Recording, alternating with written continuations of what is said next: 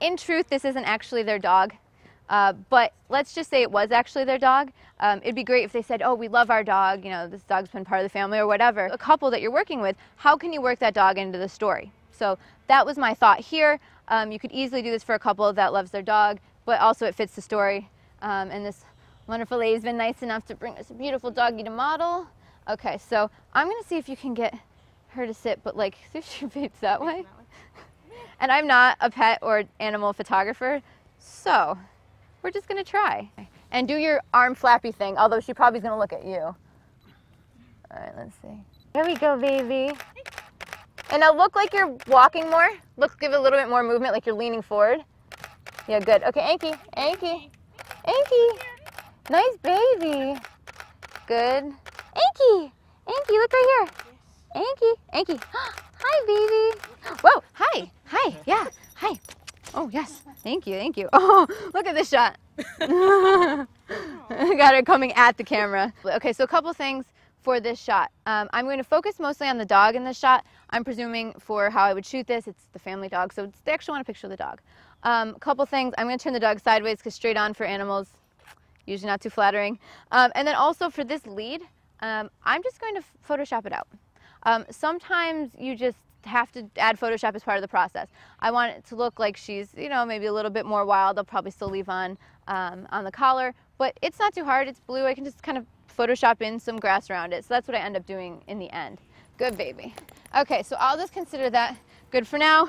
We have a shot that focuses on Anky as the wolf in the foreground. Very good, Anky. A good baby. So when I look at the light on her face, I'm trying to figure out, is it flattering? Where is the light actually hitting? So I look now, and if I look, there's a highlight on the nose, highlight on the forehead, and it's not too bad, not too many shadows in the eyes, but I probably want to add a little bit of fill, just to give a little bit more sparkle. What I do right now, it probably looks a little dark. I'm probably going to overexpose. I'm going to open up a little bit. When I open up to maybe a stopover, 2/3 of a stopover, it makes the skin lighter and creamier. I also do a lot in Photoshop to get that, you know, signature effect that I have. But for now, I'm just going to open up a little bit, and I'll probably add a fill card. In this instance, I'm going to try this first. This is my California Sunbounce. This right now is half silver and half gold. So if I want it to be a little bit warmer, I can use the silver gold mix. If I think that that light looks too warm, it looks too orange, I can flip it around and it's white on the back. So let's try it first with gold, and we're just going to catch a little bit of light. And just bring it this way a little bit. All right, let's see. And turn this way, right there. So, okay, when I turned it that way, it's definitely a little too much. Hold it up higher. Right, a little lower, I'll tell you when. All right, so I'm just basically looking for when I think the light looks realistic and a little more even. So I like that right now. When I'm posing her, I want her on the tree. Maybe she's like, you know, hiding because the wolf is coming after her, whatever, storytelling.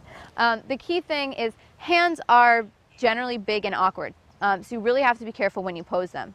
So what I'm going to do is exactly, just make sure you never have right angles with hands. You don't want it to be kind of flat up against a tree, or usually like, you know, flat up against a hip generally. Soft, just kind of set it there. She has nice hands. If somebody has really bad fingers, like you know, like me, okay, you bite your fingernails and things like that, don't make it a focal point. You know, try to hide it. Just be aware of that. If you know somebody's doing a photo shoot, maybe tell them to get a manicure. You know, have them fix up the nails. So I'm going to have you move in a little bit closer. Drop the backhand. Good. Perfect. And I'm going to have you lean your chest in just a little bit like that. For my fashion shoots, I always have assistants. I can always have assistants, whether it's a budget or people wanting to learn about fashion. A lot of people say to me, how do you do those shots because you clearly need assistance? There's always somebody willing to help. If you're doing a cool shoot as a photographer, people want to learn, people want to watch, people want to experiment. Furthermore, everybody has a brother or a sister or a mom or a cousin or a boyfriend that's willing to help out. And nobody ever complains about holding reflectors or flapping the dress or whatever it is. So feel free to ask people. I always have at least one assistant on hand, but you know, 2, that's fine as well. In this case, I actually need 2. So you're going to be my flapper. And I'm just going to have you hold the end of the dress and just do this. And I'm going to not get the hand in, so I don't actually need her to even let go. I'm just going to have it flapping. And good. All right, I'm going to have you flap in a second. And just give me flapping. Good. Perfect.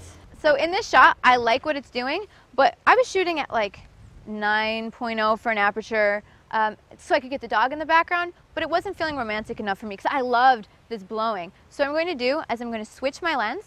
I'm going to grab something that's a 1.4, probably grab the 51.4, shoot it at like 2.0, so just her will be in focus, and then everything else in the background is going to be soft and beautiful and just a hint of the scene. So let me grab that, and I'm going to set my aperture to, let's do 2.0. This lens is a 51.4, but when I shoot at 1.4, that aperture, that depth of field is so tiny that if she moves a little bit, she goes out of focus. So what I usually do is I shoot at like 1.8 or 2.0, gives me a little bit more leeway. It's still sharp, still gives me a beautiful bokeh, beautiful blur in the background. So 2.0, ISO 100 gives me, let's see, 1/800th of a second. I'm gonna back up a little more. Lila, just back up just a tiny bit and still try to catch that light. Perfect, that's great. Okay, and just give me big flaps. Good. And do one where you throw it up. Good. And then throw it up and let it go. Take a look.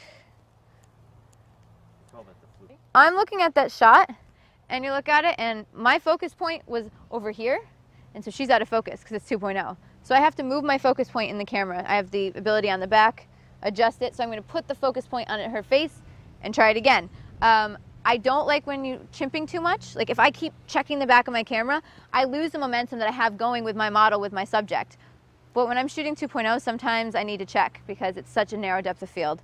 So let's just try that again. I'm going to make sure that focus point is on her face. Try this. All right, I'm ready. Floof. That was great. All right, let me take a look at that. It was beautiful.